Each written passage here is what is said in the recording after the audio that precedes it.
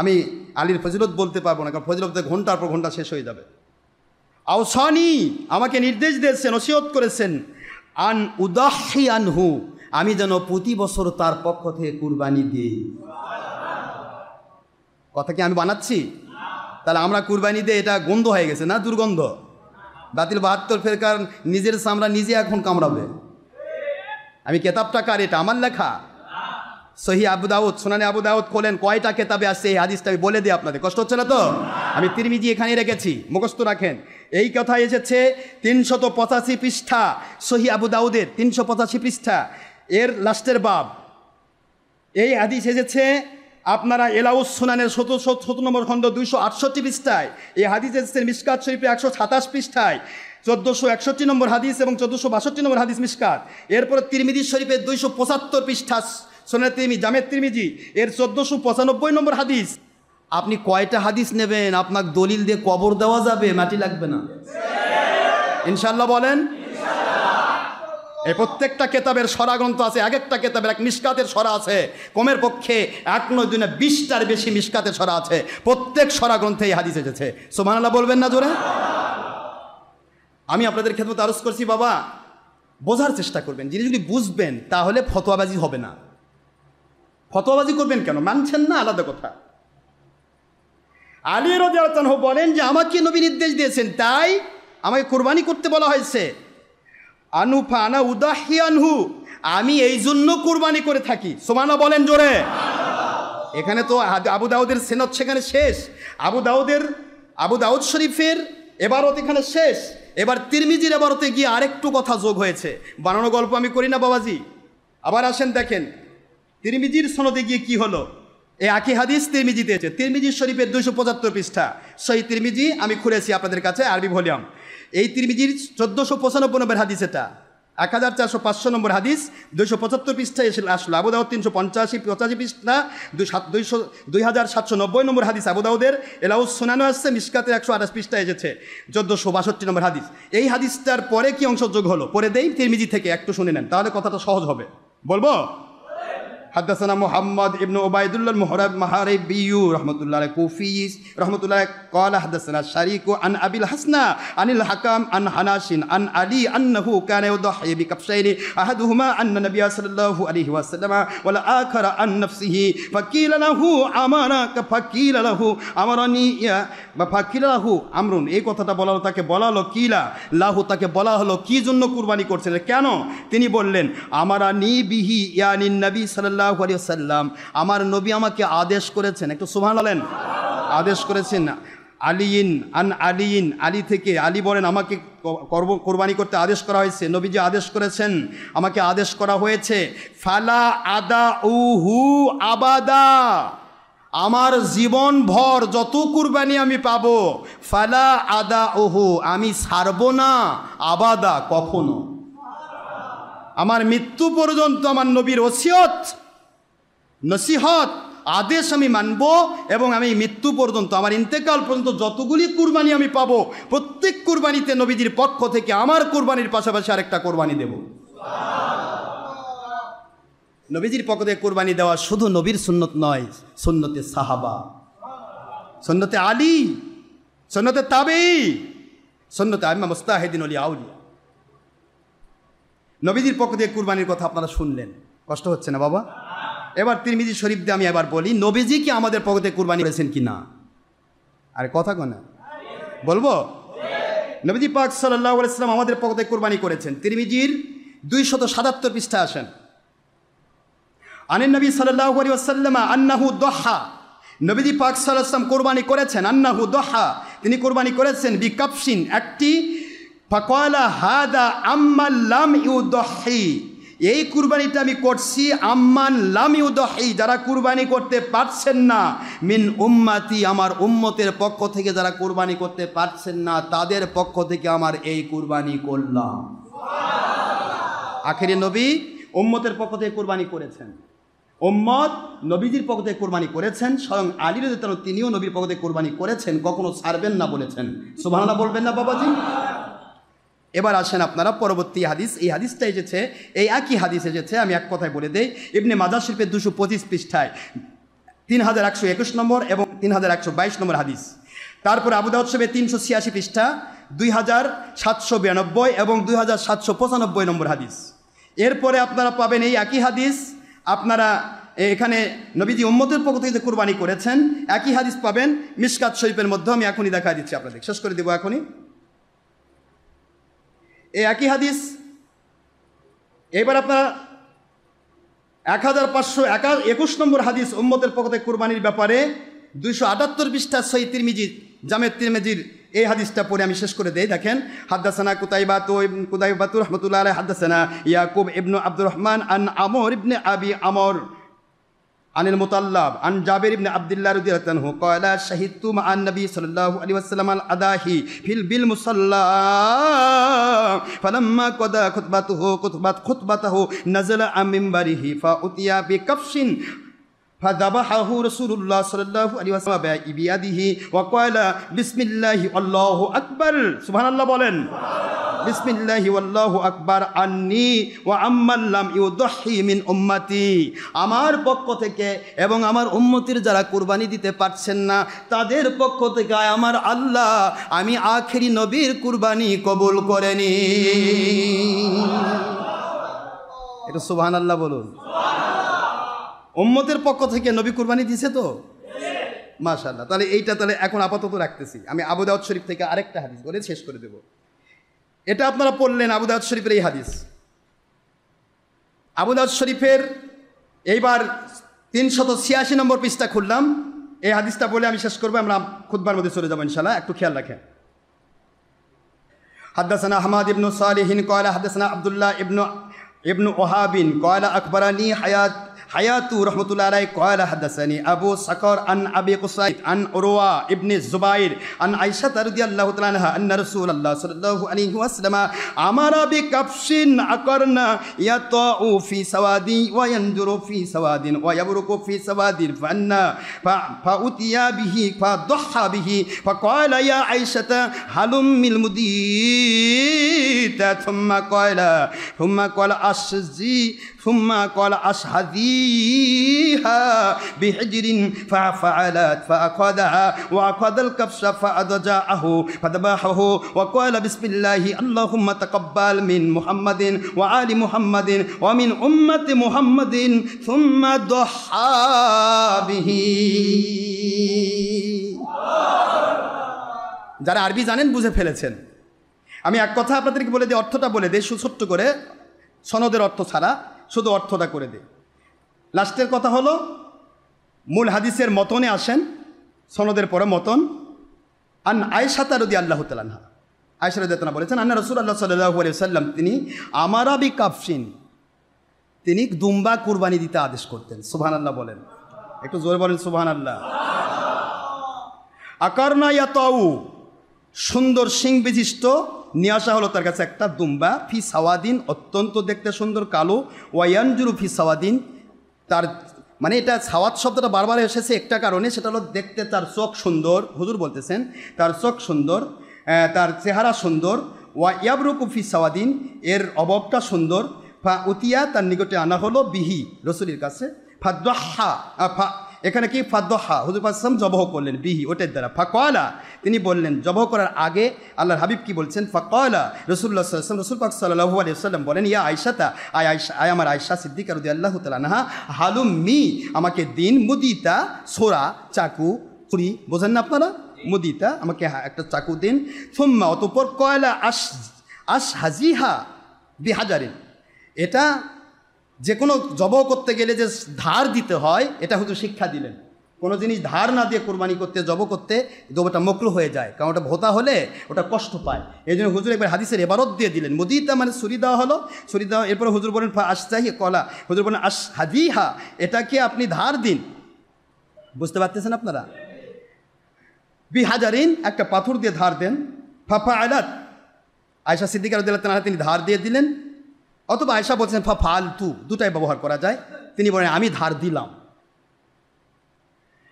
আখাদাহা, এরপর হুজুর সাল্লাল্লাহু আলাইহি ওয়াসাল্লাম ওই ছুরিটাকে গ্রহণ করলেন, ও আখাদাল কাবসা, এবং দুম্বাটিকে গ্রহণ করলেন, আদজাআহু, এবং তাকে শোয়ায়ে ফেললেন। সুবহানাল্লাহ বলবেন না? ফাযাবাহাহু, জবহ করার পূর্বে ওয়াকালা, তিনি বললেন বিসমিল্লাহি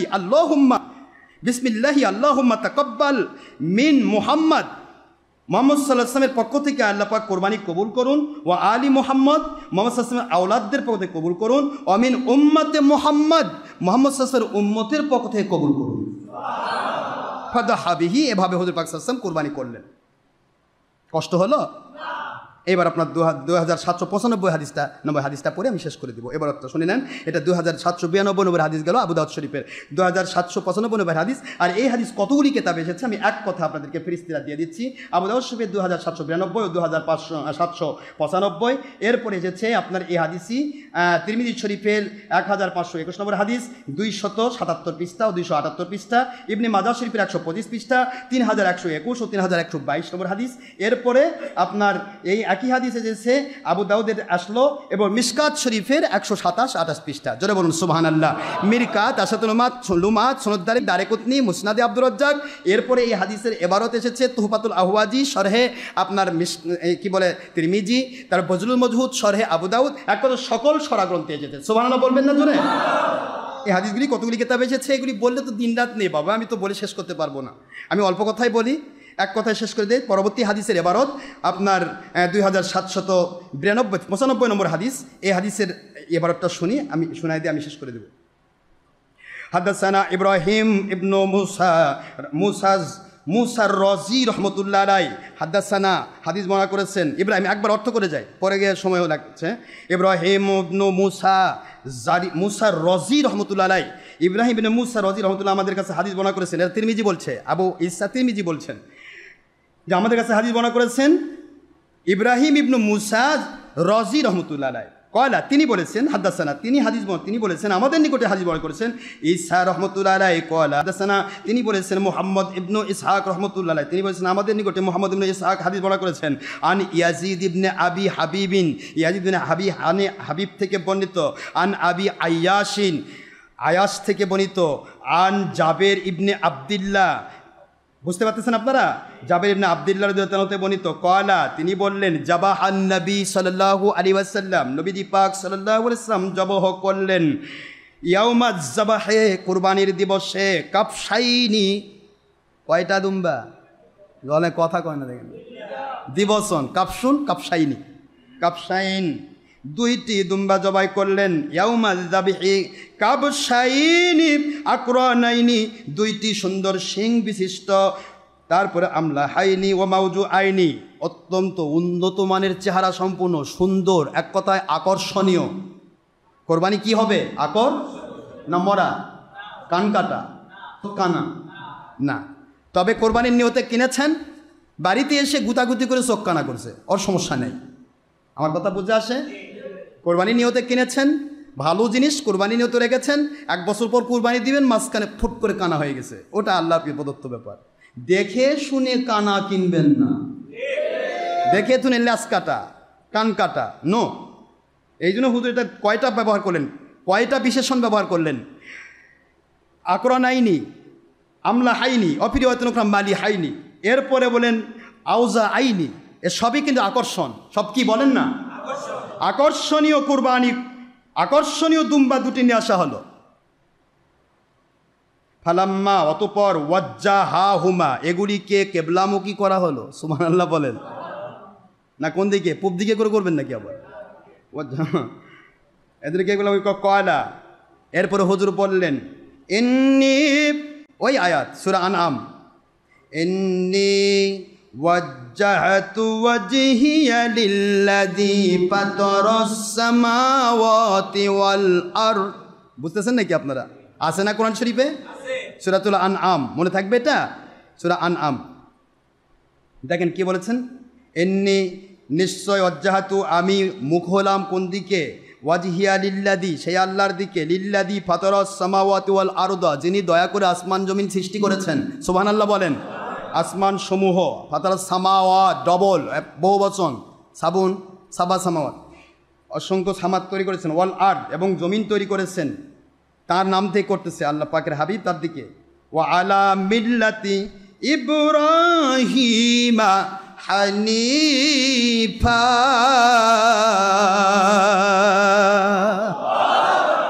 আমি আপনাদের কোরআন থেকে হানিফা ব্যবহার করে শুনাইছি আয়াত দিয়ে, দেখাইনি? এবার হাদিসের এবারও তো আসেন হানিফা। এই হানিফা সম্প্রদায়ভুক্ত ছিলেন ইমাম আবু হানিফা, যার কারণে এই মাযহাবের নাম হানাফি মাযহাব। হানিফ সম্প্রদায়ভুক্ত এই জন্যই বলা হয়। বাতিল 72 ফেরকা তো মিথ্যা কথা বলে, কয় ওনার মেয়ের নাম বলে হানিফা ছিল, তারই নাম বলে আবু হানিফা। আস্তাগফিরুল্লাহ, এটা কুনিয়াতির নামও বোঝে না বাতিল 72। নবীর না হবে সাহাবীর নাম ছিল আবু তালহা, মানে তালহার আব্বা। কথা কোনো দেখেন না, আবু তালহা মানে কি? তালহা বোঝেননি? আবু তালহা, আবু তুরাব, বহুত নাম ছিল। এই আবু শব্দটা আপনারা এটা পড়তে পারবেন আসমায়ে সিত্তাতুল মুকাব্বারা, তাহলে পড়বেন, সব বুঝতে পারবেন। এখন প্রশ্ন হলো, এখানে নামের আগে আবু শব্দ আসলে ওই জিনিসটা তাকে ইন্ডিকেট করা হয়, নির্দিষ্ট করে দেওয়া হয়। আবু হানিফা শব্দ এই জন্যই, হানাফি মাযহাব আমার ফুরফুরা সিলসিলা, 9 জঙ্গি 9 শিথিল উম্মাতা ওয়াসাত, আল্লাহ প্রদত্ত খাঁটি আহলে সুন্নাত ওয়াল জামাত। জঙ্গি সন্ত্রাসীপনা করে মানুষ খুন করা যাবে না, কোনো অন্যায়কারীর উপর জুলুমও করা যাবে না, আবার জুলুমকে স্বীকৃতি দিয়ে তাদের সাথে লেপটালেপটি করে দুনিয়ার মাল কামায় করার সুযোগ নেয়। এর নাম উম্মাতে ওয়াসাত, মনে থাকবে তো আপনাদের? এর নাম হানিফা, এই হানিফ সম্প্রদায়ভুক্ত। হাদিসের এবারও তো আমরা পেলাম সহিহ হাদিস, সহিহ ইবনে আবু দাউদ এবং মুসলিমে এসেছে, বুখারীতেও আসছে হানিফ সম্প্রদায়, হানিফ ভক্ত। এগুলি কথা বললে দিনরাত নাই সময়। আজকে আপনারা অনেক সময় দেখা যায়, আপনারা অনেক হুজুরের মুখ দিয়ে শুনতে পাবেন, অনেক হুজুর বলে থাকে নবীর মা বাবা জাহান্নামী। শোনেননি এরকম কথা? শুনছেন? আরে হাদিসও দেয়, কয় বুখারী শরীফে হাদিসও আছে, নবী বলেছেন তোমার মা বাবা জাহান্নামী, আমার মা বাবাও জাহান্নামী। আমার সোনার ভাই, বুখারী খালি নয়, আমি কেবলই বললাম সূরাতুল বাকারার 106 নম্বর আয়াত, মা নানসাখ মিন আয়াতিন আও নুনসিহা নাতি বিখায়রিন মিনহা ওয়া মিসলিহা। এ আছে বলিনি? কোরআনেরও যদি কোন আয়াত থাকে কোরআনের পাতা দখল করে, আর ওই আয়াতের বিপরীত অর্থে যদি মদিনায় কোন আয়াত নাজিল না হয়, তাহলে কিয়ামত পর্যন্ত ওই আয়াত মানতে হবে। আর ওই আয়াতের বিপরীত অর্থে যদি মদিনায় কোন আয়াত এসে যায়, তাহলে পূর্বের আয়াতটা শুধু পাতা দখল করে থাকবে, হুকুম বাতিল হবে, পরের আয়াতের হুকুম বর্তাবে। সুবহানাল্লাহ বলবেন না? এই জন্য আনা বাশারু মিসলুকুমের হুকুম বাতিল করেছে আল্লাহর হাবিবের সূরাতুল মায়েদার 15 নম্বর আয়াত, কদ জাআকুম মিনাল্লাহি নূরুন ওয়া কিতাবুম মুবিন। আমি কারো মতো নই, আমি আল্লাহর পক্ষ থেকে প্রেরিত নূর নবী। জোরে বলুন সুবহানাল্লাহ। আয়াত বললেই হবে না, হাদিস বললেই হবে না। বুখারী শরীফে হাদিস বলে, কয় বুখারী শরীফ আছে, তাহলে বুখারী শরীফে তো স্পষ্ট হাদিস আছে। হুজুর সাল্লাল্লাহু আলাইহি সাল্লাম এক সময় যাচ্ছিলেন কাফেলা নিয়ে, সাহাবী ডাইরেক্ট বর্ণনা করতেছেন, সেখানে ময়লা স্তূপ ছিল। ময়লা স্তূপের কারণে হুজুর সাল্লাল্লাহু আলাইহি সাল্লাম অপারগতার কারণে, এটা যেহেতু হাদিসটা হাদিসের হুকুম বাতিল হয়েছে, আমার বলতেই ভালো লাগতেছে না, হুজুর দাঁড়িয়ে পেশাব মোবারক করেছেন। বুখারী শরীফের হাদিস। এখন আপনারা বলেন তো, যারা আহলে হাদিস দাবি করতেছেন, আপনারা কি কোনোদিন দাঁড়িয়ে থেকে পেশাব করছেন? আর করলে বলেন করছি, তো করলে শুধু একা না, যেখানে সেখানে ঘরের মধ্যে নয়, কিন্তু ওই ডাস্টবিনে যায় করা লাগবে। কথা করে দেখেন না, হাদিসের এবারত কিন্তু ডাস্টবিন, ময়লা আবর্জনা স্তূপের কাছে। দ্বিতীয় নম্বর, মহিলা পুরুষ সবাই কিন্তু আহলে হাদিস মানতেছেন, হাদিস আহলে হাদিস, তাহলে মহিলারাও কিন্তু ডাস্টবিনে যা পেশাব করা লাগবে। কথা কোনো দেখেন না, তাহলে মহিলা পুরুষ সবাই মিলে যদি ডাস্টবিনে যা পেশাব করা শুরু করে, তাহলে সবাই বুঝবে এটা আহলে হাদিস, মানে হাদিস মানে। শুধু হাদিস মানা যায় না বাবাজি, হাদিসে নাসেক আছে, হাদিসে মানসুক আছে। এই হাদিসকে মানসুক করে দিয়ে পরের হাদিস এসেছে, আমার নবীজি বসে থেকে পেশাব করেছেন, দাঁড়িয়ে থেকে পেশাব করতে নিষেধ করেছেন। সুবহানাল্লাহ বলবেন না মুসলমান? একই হাদিস বুখারী শরীফে হাদিসে থাকলেই মানা যাবে না, তার বিপরীত অর্থে হাদিস আসলে ওই হাদিসের হুকুম বাতিল হবে। এরা হাদিস বারবার যেই হাদিসগুলি দিয়ে নবীদের শানে উৎপাত করা যায়, সেই হাদিসগুলি টানে বার করে, আর মানুষকে বোঝায় নতুন নতুন কথা বললে না জানি আমার কত দাম বাড়ে। হ্যাঁ, কি কথা বলেন না কেন? এক হাদিস বের করেছে হুজুরেরা বুখারী শরীফ থেকে, কয় যে হযরতে মুসা আলাইহিস সালাম ওনার নাকি অন্ডকোষের বেমার ছিল। নাউজুবিল্লাহ, জোরে কোন। নবীর শানে কথা বলতে বেয়াদবিমূলক কথা মনে কষ্ট হয় না? বনি ইসরায়েলের মানুষেরা নাকি তারা বলে সন্দেহ করতেছিল মুসা আলাইহিস সালাম তার নাকি অন্ডকোষের বেমার আছে, না হলে তিনি কাপড় খোলেন না কেন? এই কথা নাকি রদ করার জন্য আল্লাহ পাক বলে দিলেন যে মুসা আলাইহিস সালাম আপনি এখন উলঙ্গ হয়ে গোসল করেন, কাপড়টা পাথরের উপর রাখেন। তো কাপড় উলঙ্গ হয়ে গোসল করা যাবে তো নাকি? কথা কোনো দেখেন না। হুজুর সাল্লাল্লাহু আলাইহি ওয়াসাল্লামকে আয়েশা সিদ্দিকা বললেন, ইয়া রাসূলুল্লাহ সাল্লাল্লাহু আলাইহি ওয়াসাল্লাম, আপনি বলেছেন বাথরুমে বাইতুল খলা আরবি ভাষা, আর আপনাদের আমার ভাষা প্রথম ছিল পায়খানা, তারপরে বাথরুম, টয়লেট, তারপরে বাথরুম, এখন ওয়াশরুম। কথা বল না কেন? এরপরে বলবেন সফটওয়্যার রুম। ধীরে ধীরে বাড়তে থাকবে বরকত।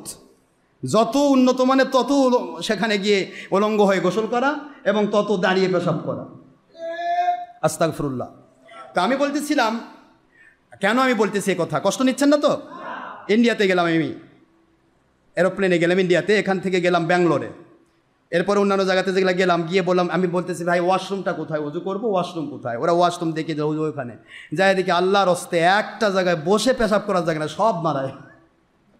যেখানে দাঁড়িয়ে পেশাবের ব্যবস্থা থাকে ওটার নাম ওয়াশরুম।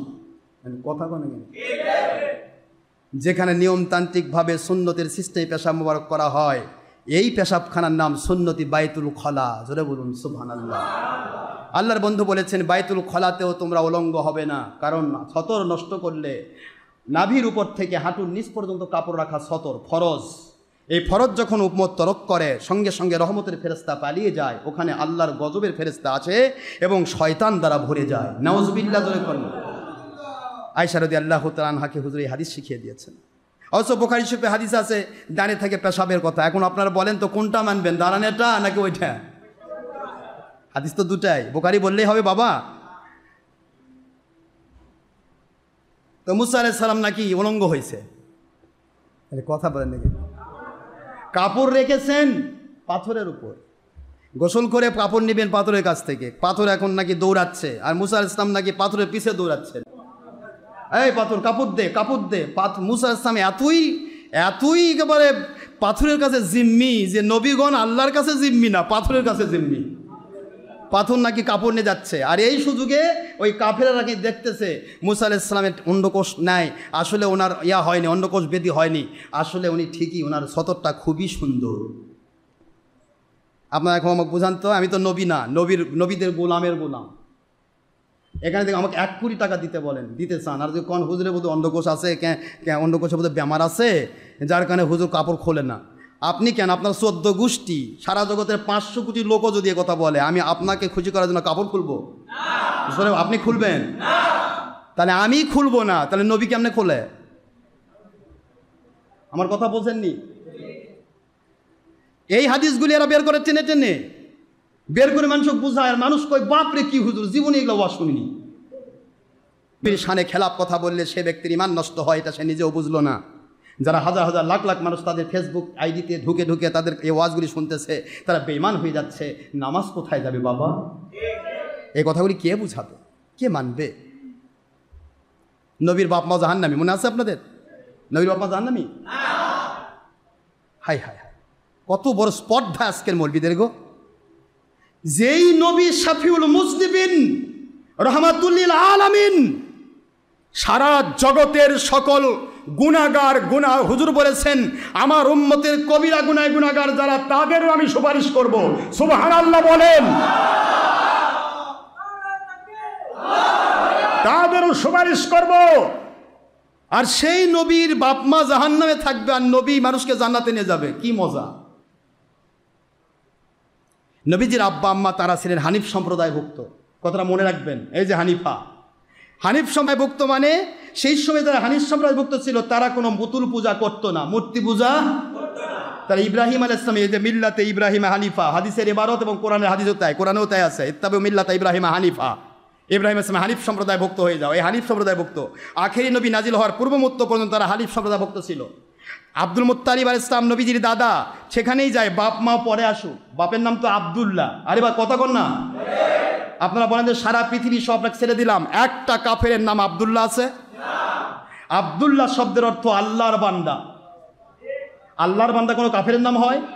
যদি আব্বা, আমার নবীর আব্বা কাফের হতেন, জাহান্নামী হতেন, তাহলে তার নাম হতো আব্দুল উজ্জা, আব্দুল হুবল, আব্দুল মানাত, আব্দুল্লাহ হতো না।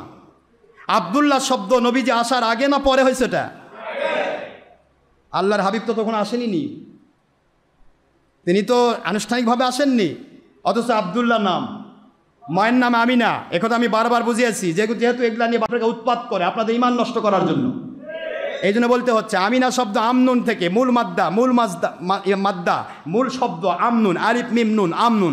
এই আমনুন শব্দটা থেকেই ঈমান, এখান থেকে মুমিন, এখান থেকে আমিনা, এখান থেকে মুমিনা, এখান থেকে আলামিন। জোরে বলুন সুবহানাল্লাহ। আমিনা শব্দের অর্থ মুমিনা, আব্দুল্লাহ শব্দের অর্থ আল্লাহর বান্দা। আর এরা কয় নবী তো আসার আগেই তারা মরে গেছে, কারে তারা জাহান্নামী। এরপরে হুজুর হাদিস দিয়েছেন, অন্য হাদিসে সহিহ দালামিতে এসেছে, নবী পাক সাল্লাল্লাহু আলাইহি ওয়াসাল্লাম বলেন, আমার আল্লাহ আমাকে আদেশ করলেন, আমি যখন আব্বা আম্মার কবর জিয়ারত করতেছিলাম, জিয়ারত এখান থেকে সুন্নত, হুজুর জিয়ারত করেছেন, নবীজি বলেন তো কোনো কাফেরের কবর জিয়ারত করা যায় আছে? তা আব্বা আম্মা যদি জাহান্নামী হতো আর কাফেরই হতো, তা হুজুর জিয়ারত করলেন কেন? কথা কোনা, আমার নবী কি কাফেরের কবর জিয়ারত করছে? আস্তাগফিরুল্লাহ, কিছুই বোঝে না। বাতে 72 নবীর বাপ মা জাহান্নামী। নবী পাক সাল্লাল্লাহু আলাইহি ওয়াসাল্লাম তিনি ঘোষণা দিলেন, আমি আমার আল্লাহর কাছে দোয়া করলাম, আল্লাহ আমি আনুষ্ঠানিকভাবে পৃথিবীতে আসার আগেই হানিফ সম্প্রদায়ভুক্ত আমার বাবা মা ইমানদার হয়ে তারা যদি কবরে গেছে, আমার কষ্ট হয়, তারা আমার উম্মত হতে পারল না। সঙ্গে সঙ্গে আল্লাহর পক্ষ থেকে ওহী হচ্ছে, আমার বন্ধু ঈসা আলাইহিস সালাম আপনার হাতে হাত দেওয়ার সুযোগ পাবে না, আপনার উম্মতের হাতে বায়াত হবে। উম্মতের সিলসিলা বাই সিলসিলা ইমাম মাহদী আলাইহিস সালাম একজন হাত বাই হাত লাস্টের ইমাম, সেই ইমামের হাতে বায়াত হবে ঈসা আলাইহিস সালাম। তিনি হলেন দোলনা থেকে নবী রসুল, সেই নবী বায়াত হবেন আপনার হাতে নয়, আপনার উম্মতের হাতে। সেই নবীর মুজেজা ছিল মৃতকে জিন্দা করা, কুম বিইজনিল্লাহ বলে জিন্দা হয়ে যেত। আর আপনি তো নবীরও নবী, রসুলেরও রসুল, ঈসা আলাইহিস সালামেরও রসুল। আপনি আপনার আব্বা আম্মাকে কুম বলে তোলেন, তাদেরকে আপনি কলেমা পড়ায় আপনার উম্মত বানিয়ে নেন। আমার নবীজি পাক সাল্লাল্লাহু আলাইহি ওয়াসাল্লাম সঙ্গে সঙ্গে আল্লাহর হুকুম দিয়ে কুম বিইজনিল্লাহ বলে তারা মা বাবাকে উঠায় ফেললেন, মা বাবাকে কলেমা পড়ালেন। আল্লাহর হাবিব তার আব্বা আম্মাকে নিজের দলের উম্মতের আওতাভুক্ত করেছেন। এরা বলে নাসেখ মানসুখ হাদিস দিয়ে এরা বলে নবী জাহান্নামে, নবীর বাপ মা জাহান্নামে। আস্তাগফিরুল্লাহ। আব্দুল মুত্তালিব তার দাদা, তার নামও তো ঠিক আব্দুল মুত্তালিব, এটা মুত্তালিব তার আল্লাহর নাম না। তারপরও আব্দুল মুত্তালিব আলাইহিস সালাম যখন কাবা ঘরকে বলেছিলেন, আয় কাবার মালিক, আপনার কাবাকে আব্রাহা ধ্বংস করতে আসতেছে, আপনার কাবাকে আপনি বাঁচান। আব্দুল মুত্তালিব যদি কাফের হতেন, পুতুল পূজারী হতেন, তাহলে আব্দুল মুত্তালিব আলাইহিস সালাম বলতেন, হে কাবার মূর্তিরা, তোমরা এই কাবাকে বাঁচাও। পৃথিবীর এমন কোনো বাপের হালাল সন্তান আছে বলতে পারে যে আব্দুল মুত্তালিব বলেছেন মূর্তিরা তোমরা বাঁচাও? তিনি বলেছেন, হে কাবার মালিক একজন, অনলি ওয়ান, আয় আমার কাবার মালিক, আমি দুর্বল, আমি কাবা রক্ষা করার মতো ফৌজ আমার নেই, আমার সেনাবাহিনী নেই, আপনি দয়া করে আপনার কাবাটা রক্ষা করেন। আমার আল্লাহ পাক সঙ্গে সঙ্গে তার দোয়া কবুল করলেন। যদিও নবী পাক সাল্লাল্লাহু আলাইহি ওয়াসাল্লাম সেই সময় আনুষ্ঠানিকভাবে আসেননি, কিন্তু আমার আল্লাহ তায়রান আবাবিল, সূরা ফিল পড়েন, তায়রান আবাবিল পাঠিয়ে দিলেন। আবাবিল পাখি আসলো, সূরার নাম আবাবিল হলো না। আবাবিল পাখি আল্লাহ প্রদত্ত পাখি, পাঠায় দিলেন, হাতির বাহিনীকে মাটির সাথে মিশিয়ে দিলেন। আল্লাহ আব্দুল মুত্তালিবের দোয়া কবুল করলেন। আপনারা কি বুঝতে পারেননি কথা? আব্দুল মুত্তালিব আলাইহিস সালাম হযরতে আব্দুল্লাহ আলাইহিস সালামের জন্য কোরবানি করেছিলেন। হাদিস শরীফের ইবারত কোনো মানুষ অস্বীকার করতে পারবে না। হুজুর বলেছেন, আমি 2 জবিহুল্লাহর সন্তান। মুখস্থ রাখবেন, কয় জবিহুল্লাহর সন্তান? একটু জোরে বলেন, কয় জবিহুল্লাহর সন্তান? 2 জবিহুল্লাহ, আল্লাহর নামে জব হওয়া 2 জন। হুজুরকে জিজ্ঞাসা করা হলো তারা কারা? আল্লাহর হাবিব বলেন, ও হুয়া ইসমাঈল আলাইহিস সালাম ও আব্দুল্লাহ আলাইহিস সালাম। আমার বাবা আব্দুল্লাহ, তার জন্য 100টি উট কুরবানি করা হয়েছে আল্লাহর নামে, এই জন্য তাকে জবিহুল্লাহ বলা হয়। আর হজরতে ইসমাঈল আলাইহিস সালাম, তার জন্য দুম্বা কোরবানি হয়েছে। এই 2 জনকে জবিহুল্লাহ বলে হুজুর আমি 2 জবিহুল্লাহর সন্তান। এখন আপনারা বলেন তো, আব্দুল মুত্তালিব আলাইহিস সালাম যখন নবজাতক আব্দুল্লাহ আলাইহিস সালাম নবী পাক সাল্লাল্লাহু আলাইহি ওয়াসাল্লামের বাবার যখন কোরবানি করেছিলেন, তখন তো আখেরি নবী আসেননি, এবং তার বাবা কেবল আসলেন পৃথিবীতে। তাহলে আব্দুল্লাহ আলাইহিস সালামের নাম রাখতে গিয়ে যখন 100টি কোরবানি করলেন উট, তখন কি তিনি লাত মানাত উজ্জা পুতুলের নামে কোরবানি দিছিলেন নাকি আল্লাহর নামে? যদি আল্লাহর নামে কোরবানি না হতো তাহলে হুজুর জবিহুল্লাহ শব্দ ব্যবহার করতেন না। তাহলে আব্দুল মুত্তালিব আলাইহিস সালাম যদি পুতুল পূজারী হতেন, তাহলে ওই 100টি কুরবানি আব্দুল্লাহ আলাইহিস সালামের জন্য সেটা মুত্তিদের পক্ষ থেকে কুরবানি হতো, আল্লাহর নামে হতো না। কথা কি বুঝতে পারেন? এই জন্য বাবাজি মন খারাপ করবেন না। আসেন হানিফা শব্দ দিয়ে শেষ করে দিই। আমি আপনাদেরকে অনুরোধ করছি, আগামী জুমা থেকে 1:30 থেকে 2টার মধ্যে নামাজ শুরু হবে, সেই মোতাবেক আসার চেষ্টা করবেন। আজকে আমি একবারে বলে শেষ করি, হাদ্দাসানা এখানে অর্থটা বলে শেষ করি। তো হানিফা হুজুর দোয়া করতেছেন, কয়লা ইন্নী ওয়াজ্জাহাতু ওয়াজহিয়া লিল্লাযী ফাতারাস সামাওয়াতি ওয়াল আরদা হানিফা আলা মিল্লাতি ইব্রাহিম হানিফা ওয়া মা আনা মিনাল মুশরিকিন ইন্না সালাতি ওয়া নুসুকি ওয়া মাহইয়ায়া ওয়া মামাতি লিল্লাহি রাব্বিল আলামিন লা শারীকা লাহু ওয়া বিযালিকা উমিরতু ওয়া আনা মিনাল মুসলিমিন আল্লাহুম্মা মিনকা ওয়া লাকা আন উম্মতি ওয়া উম্মতিহি বিসমিল্লাহি ওয়াল্লাহু আকবার সুম্মা দাবাহা। সুবহানাল্লাহ বলেন। হাদিসের ইবারতের অর্থ শুনুন। আল্লাহর হাবিব সাল্লাল্লাহু আলাইহি ওয়াসাল্লাম বলেন, ইন্নী ওয়াজ্জাহতু ওয়াজহিয়া লিল্লাযী ফাতারাস সামাওয়াতি ওয়াল আরদা হানিফা। আল্লাহর হাবিব বলেন, আমি আল্লাহর দিকে মোতাওয়াজ্জহ হয়ে গেলাম। এরপর এটা দোয়া শেখানো হচ্ছে, বুঝতে পারতেছেন তো? আমাদের দোয়াটা এরকম হবে। তারপর ওয়াল আরদা মিল্লাতে ইব্রাহিম হানিফা, ইব্রাহিম আসলে হানিফ সম্প্রদায়ভুক্ত, যারা হানিফ সম্প্রদায়ভুক্ত হবে। ওয়া আনা মিনাল মুশরিকিন ওয়া আনা মিনাল মুসলিমিন। এখানে বলা হচ্ছে কি, হানিফা ওমা আনা মিনাল মুশরিকিন, আমি মুশরিকদের অন্তর্ভুক্ত নই। অর্থাৎ যারা হানিফ সম্প্রদায়, যারা হানাফি, যারা হানিফ, তারা মুশরিক হয় না। সুবহানাল্লাহ বলেন। কোরআনের ভাষাও তাই, হাদিসের ভাষাও তাই, ইত্তাবিউ মিল্লাতা ইব্রাহিম হানিফা। এখানেও হানিফা ওমা আনা মিনাল মুশরিকিন, যারা হানিফ হয় তারা মুশরিক নয়।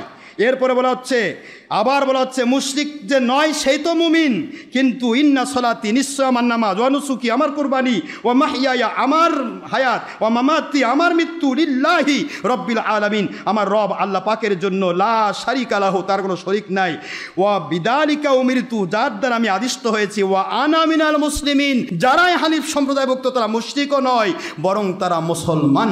জোরে বলুন সুবহানাল্লাহ। ওয়া আনা মিনাল মুসলিমিন। এরপরে বলে আল্লাহুম্মা, আয় আমার আল্লাহ, মিনকা, আপনার পক্ষ থেকে কুরবানি কবুল করুন, ও আল্লাহকা। এরপরে বলে ও আন মুহাম্মদ, মুহাম্মদ সাল্লাল্লাহু পক্ষ থেকে আপনার নাম জন্য কুরবানি কবুল করুন, ও উম্মাতিহি, এবং মুহাম্মদ সাল্লাল্লাহু উম্মতের পক্ষ থেকে কুরবানি কবুল করুন। একটু জোরে বলবেন না বাবা সুবহানাল্লাহ? তাহলে কুরবানি আমার নবীর পক্ষ থেকে আমরা করব, আমাদের পক্ষ থেকে নবী করবে। হাদিস আছে? কথা কোনে দেখেন, আছে? ফিনিশ হাদিস। হাদিস নম্বর 2810, আবু দাউদ শরীফের 388 পৃষ্ঠা। নবী পাক সাল্লাল্লাহু আলাইহি ওয়াসাল্লামের এই হাদিস দেখেন, হাদাসানা কুতাইবাতু ইবনু সাঈদ, হাদাসানা ইয়াকুব ইয়ানিল আসকান্দারানি আন আমর আনিল মুতাল্লাব আন জাবির ইবনে আব্দুল্লাহ রাদিয়াল্লাহু তাআলা আনহু ক্বালা শাহিদতু মা রাসূলিল্লাহ সাল্লাল্লাহু আলাইহি ওয়াসাল্লাম আল আদহা ফিল মুসাল্লা ফালাম্মা ক্বাদা খুতবাতাহু নাযালা মিন মিনবারিহি ওয়া উতিয়া বিকাফসিন ফাদাবাহু রাসূলুল্লাহ সাল্লাল্লাহু আলাইহি ওয়াসাল্লাম বিয়াদিহি ওয়া ক্বালা বিসমিল্লাহি ওয়াল্লাহু আকবার হাদা আন্নি ওয়া আম্মান লাম ইয়াদিহা মিন উম্মতি।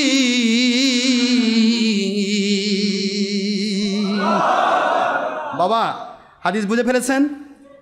আল্লাহর হাবিব সাল্লাল্লাহু আলাইহি ওয়াসাল্লাম এক কথায় বলেন, এখানে জাবের ইবনে আব্দুল্লাহ রাদিয়াল্লাহু আনহু বলেন, ক্বালা শাহিদতু, আমি দেখলাম, মা রাসূল, আমি উপস্থিত ছিলাম, মা রাসূলিল্লাহ সাল্লাল্লাহু আলাইহি ওয়াসাল্লাম, রাসূল পাক সাল্লাল্লাহু আলাইহি ওয়াসাল্লামের সাথে, আদহা কুরবানির দিন, ফিল মুসাল্লা কুরবানির মাঠে। বুঝতে পারতেছেন আপনারা? বিয়ে বললেন ফালাম্মা, অতঃপর কদা খুতবাতাহু, তার খুতবা যখন হয়ে গেল, নাজালা মিন মিম্বারিহি, তিনি মিম্বরের নিকটে আসলেন, ওয়া উতিয়া বিকাফসিন, এবং তাকে উতিয়া নিয়ে আসা হলো, বিকাফসিন, একটি দুম্বা, ফাদাবাহাহু, হুজুর জবাও করলেন উহাকে, রাসূলুল্লাহ সাল্লাল্লাহু আলাইহি ওয়াসাল্লাম জবাও করলেন, বিয়াদিহি, নিজের হাতে। এই জন্য নিজের হাতে কুরবানি করা উত্তম, না পারলে অন্যের দ্বারা করে নিতে হবে। সুবহানাল্লাহ জোরে কোন। হুজুর নিজের হাতে কুরবানি করেন। ওয়া ক্বালা, তিনি বললেন, বিসমিল্লাহি ওয়াল্লাহু আকবার, আমার আল্লাহ পাকের নামে কুরবানি করছি, আকবার হাদা আন্নি, ইহা আমি আখেরি নবীর পক্ষ থেকে, ওয়া আম্মান লাম ইয়াদিহা মিন উম্মতি, আমার উম্মতের পক্ষ পক্ষ থেকে যারা কুরবানি দিতে পারলো না তাদের পক্ষ থেকে আমি কুরবানি দিচ্ছি। জোরে বলুন সুবহানাল্লাহ। আয় আল্লাহ আপনি কুরবানি কবুল করুন। এখন আপনারা বলুন তো, আমার নবীজি পাক সাল্লাল্লাহু আলাইহি সাল্লাম কি আমাদের পক্ষ থেকে কুরবানি করেছেন? আমরা বা আলী রাদিয়াল্লাহু তাআলা সহ সাহাবায়ে কেরাম রাদিয়াল্লাহু তাআলা কি কখনো আমার নবীর পক্ষ থেকে কুরবানি করেছেন? তাহলে আমাদের কুরবানি করা জায়েজ নেই? মাশাআল্লাহ। শেষ পর্বে আমি চলে এসেছি, আল্লাহ আমাদের বোঝার তৌফিক দিন। তাহলে কোরবানির বিষয়টা আমরা যেহেতু লকডাউনের কারণে এখানে আমরা করছি না নবীজির পক্ষ থেকে, আমি বলেছি সকল জায়গাতে আমাদের যারা ভক্তরা যারা যেখানে আছেন তারা তাদের কোরবানির ভিতরে অবশ্যই যেন আমার আখিরি নবীর একটা নাম থাকে। নবীর নামে কোরবানি নয়, নবীজির পক্ষ থেকে আল্লাহর নামে। কথা বলেন, কি বলে না বাবা? নবীজির পক্ষ থেকে কার নামে? আল্লাহর নামে। আবার বলে নবীর নামে, এই কথাও ভুল বোঝায়। নবীর নামে কুরবানি হয়, নবীর নামে কুরবানি হয়, বাতিল ফেকা সবই বোঝে, কিন্তু মানুষকে ফাঁকি দিতে চায়। তাহলে নবীজি বলেন আমার উম্মতের নামে কুরবানি, তাহলে উম্মত কি? উম্মতের নামে কুরবানি হচ্ছে কেমনে? নামে মানে পক্ষে, নামে মানে কি? আর কোরবানি হোক যে কোনো জবেও হোক, জবেও হবে আল্লাহর নামে। বিসমিল্লাহি আল্লাহু আকবার, নাকি বিসমে মোহাম্মদ, বিসমে ওলিয়া উলিয়া? না, বিসমিল্লাহি আল্লাহু আকবার। জবেও হবে আল্লাহর নামে। কিন্তু আপনার উম্মতের নবীর উম্মতের পক্ষ থেকে হতে পারে, ওলির পক্ষ থেকে হতে পারে, মুর্শিদ কিলার পক্ষ থেকে হতে পারে, মা বাবার পক্ষ থেকে হতে পারে, মরা মানুষের পক্ষ থেকে হতে পারে, আমার নবীর পক্ষ থেকে হতে পারে। নবী তো হায়াতুন নবী হিসেবে, জিন্দা নবী হিসেবে তিনি কবরে আল্লাহর দিদারে মশগুল রয়েছে। আপনার আমার জন্য দোয়া করছেন, সুবহানাল্লাহ বলেন। সুতরাং সবার পক্ষ থেকে হতে পারে। এটা হতে পারে তখন যখন আপনার উপরে কোরবানি ওয়াজিব নয়। আর ওয়াজিব যদি হয়, ওয়াজিবটা করার পর, কথা বুঝে আসে? ওয়াজিব কোরবানি কবুল করার পর এরপরে নবীর পক্ষ থেকে, অন্যের পক্ষ থেকে, মুর্শিদের পক্ষ থেকে করতে পারবে, কোনো সমস্যা নেই। কিন্তু আগে ওয়াজিব, আগে কি? ওয়াজিবটা করে নিতে হবে। নবী প্রেমের কোরবানিটা অবশ্যই করতে যদি সম্ভব হয়ে করবেন। আর যদি এলাকার যে গরিবরা তারা যদি মনে করে আমরা তো এই দিন তো হাঁস মুরগি জবাই করা নিষেধ, এই 3 দিন মনে থাকবে তো, কোরবানির 3 দিন কি নিষেধ? কথা কর না কেন? হাঁস মুরগি কোনো পাখি জবাই করা নিষিদ্ধ, মাজুসিদের কাজ।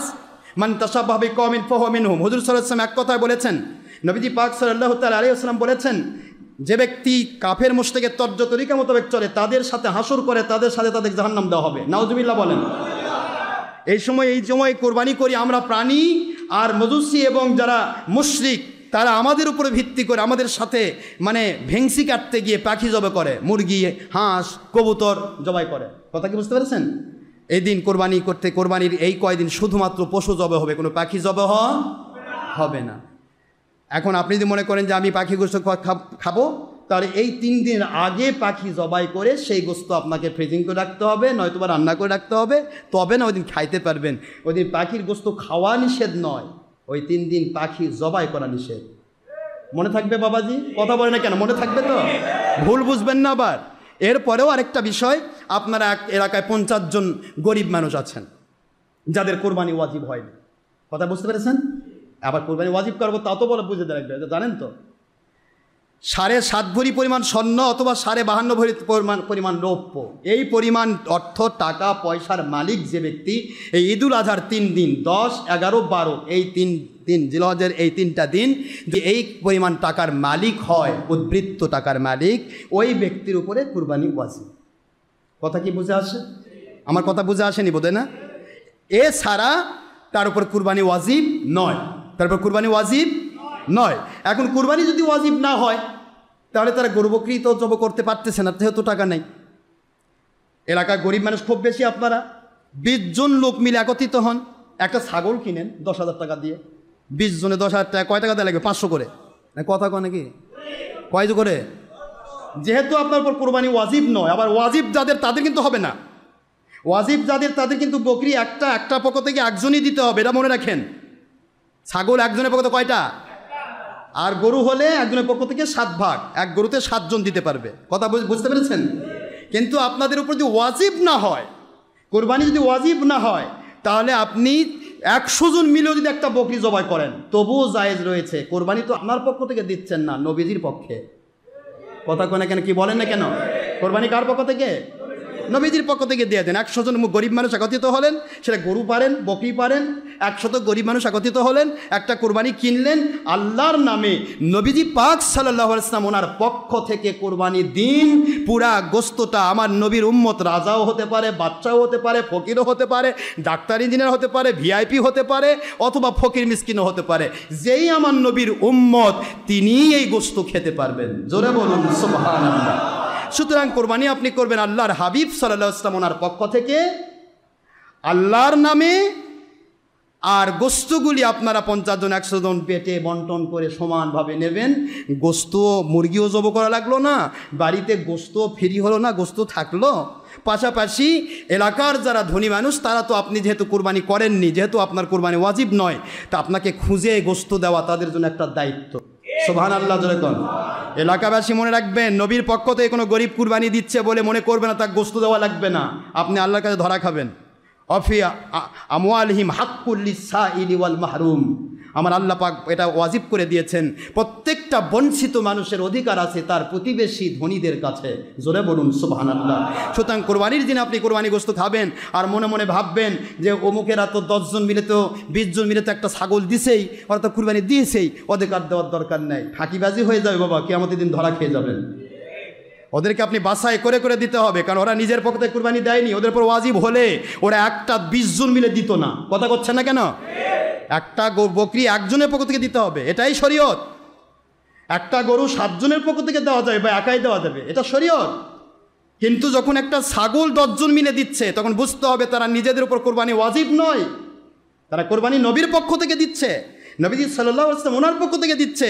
তারা গরিব দরিদ্র, তারা আপনার ওয়াজিব কুরবানির একটা অংশ পাওয়ার অধিকার রাখবে। সুবহানাল্লাহ বলেন। এরা যেন ফাঁকিবাজি না হয়, এইভাবে আপনার কুরবানি দিতে পারবেন। নিজ এলাকায় গরু জবাই করবেন, গরু জবাই নিজেরা 50 জন গরিব বা 100 জন গরিব একত্রিত হলেন, একটা গরু 50,000 টাকাতে কিনলেন। 50,000 টাকা গরু 100 জন মিলে দিলে কয়টা লাগে? 500 টাকা দিয়ে 100 জন মিলে একটা গরু কিনলেন।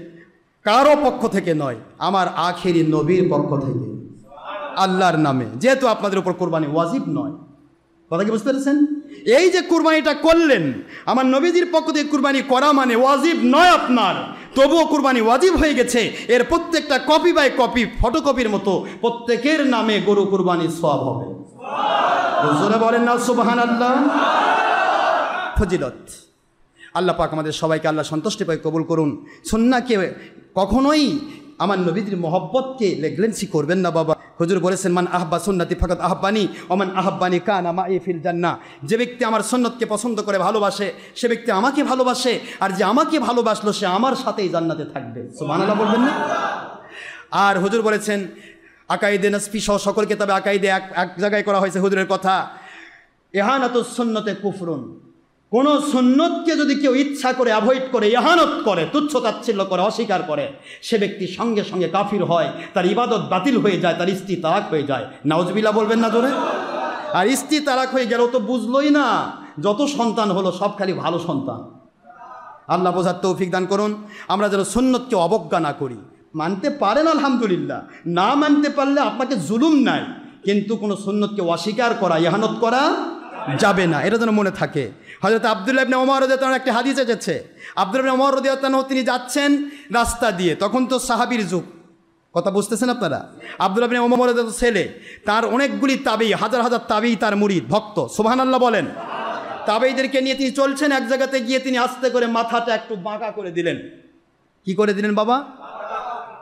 বাঁকা করে দিলেন।